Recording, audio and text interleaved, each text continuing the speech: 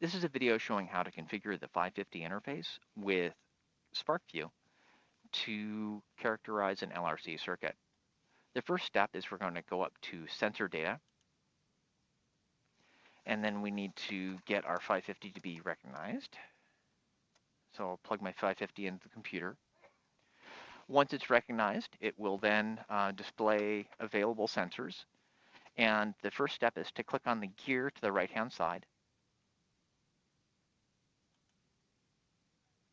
And then we're going to scroll on down and select our voltage sensor and click OK. And we'll repeat the same process for the second channel. Note that we have access here to the PS2184, so if you wish to characterize the current through there and you have that device, then you can select that output. So again, we'll go here and we'll select our voltage output, or voltage sensor, and click OK. And we're just going to create a dummy template over here just so that we can get into the next screen here. We're actually not going to use this display, so I'll go ahead and create a new page. And on this new page, what I'm going to do is on the, we're going to create a multiple layout here.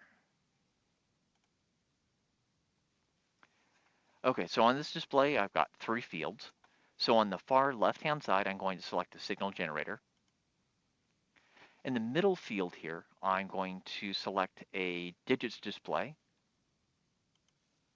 And on the far right-hand side, I'm going to select a table display.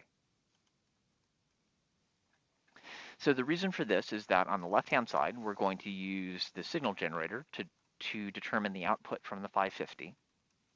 In this middle field here, we're going to use that to display a calculation that we're going to perform. And on the right-hand side, we're going to use this for entering in user-entered data.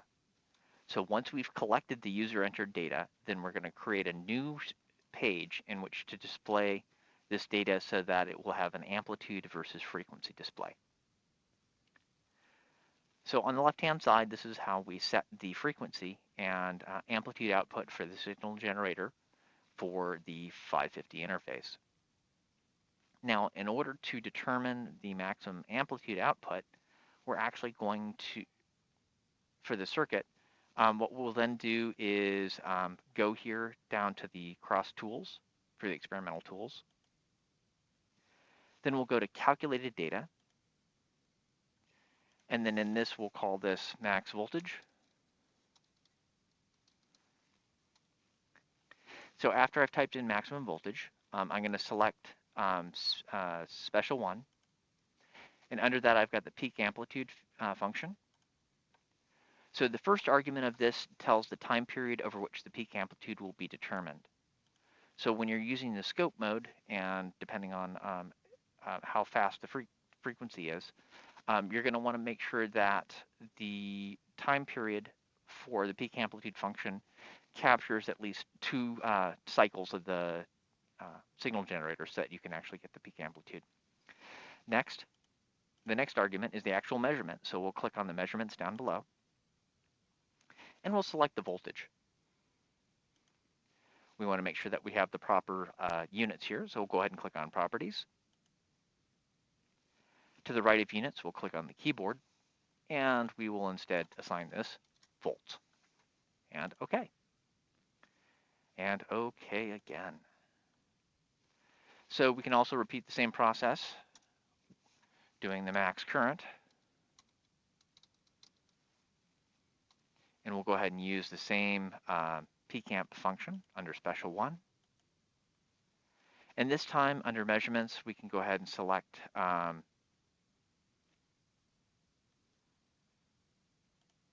current probe if you have one.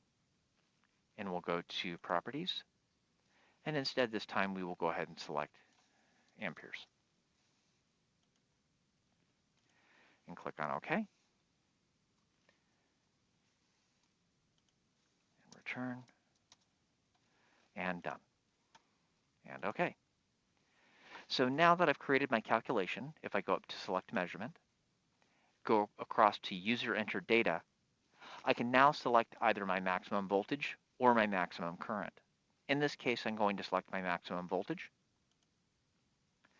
So when you are performing this, what we can do here is we're going to go over here for sampling options.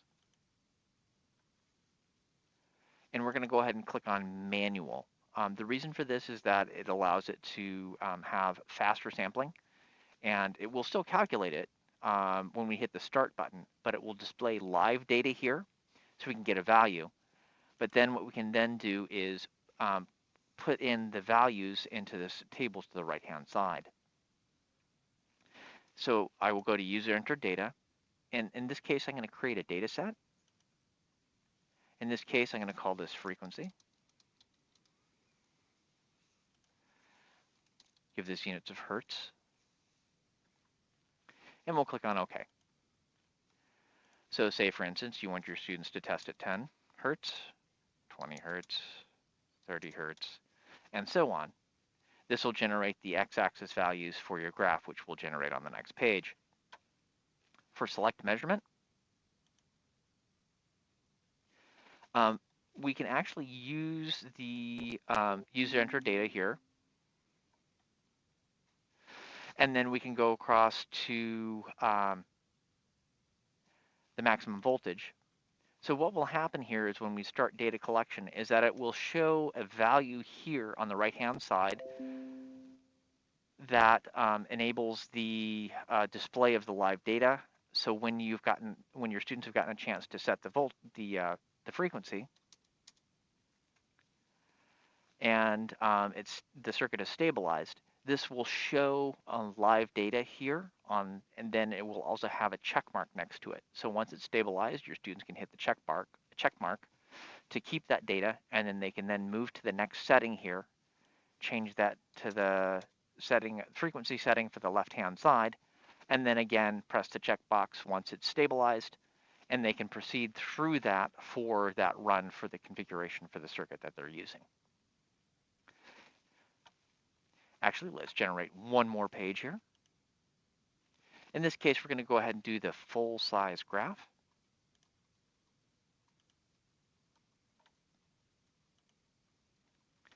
Now, for our vertical axis, we're actually going to use the user enter data,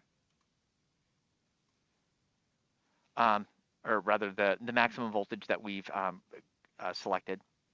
And since we've created the user entered data, we're going to select the frequency as the horizontal axis. We can shift this over here so it means a little bit more. And once we've collected the data, this should populate with the data that we've collected from the previous runs.